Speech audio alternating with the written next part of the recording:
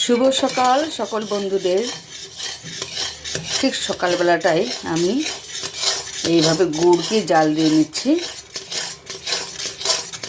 গুড় জাল হয়ে পাক যখন এসে যাবে তখন এতে আমি ছেড়ে দেব মুড়ি। আজকে আমি তৈরি করব মুড়ি মোয়া। তবে গুড়ের গন্ধটা বেরিয়ে গেছে, পাকটা আর একটু আসবে।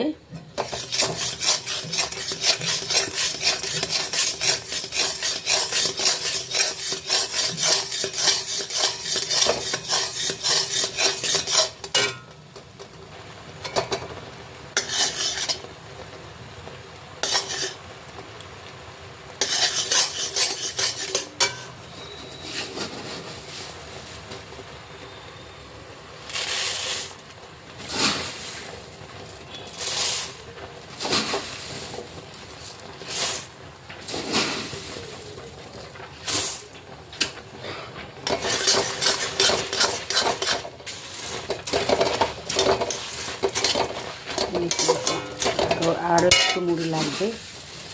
গুড়টা তো অনেকটাই আছে, মোটামুটি আরও 4-5 বাটি 4 বাটি মুড়ি দিলে হয়ে যাবে।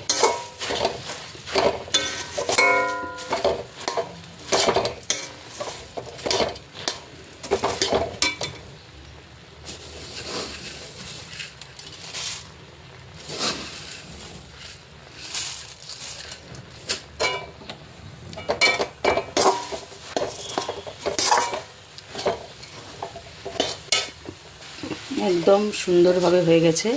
এখন শুধু মোয়া হাতে বানিয়ে নেব।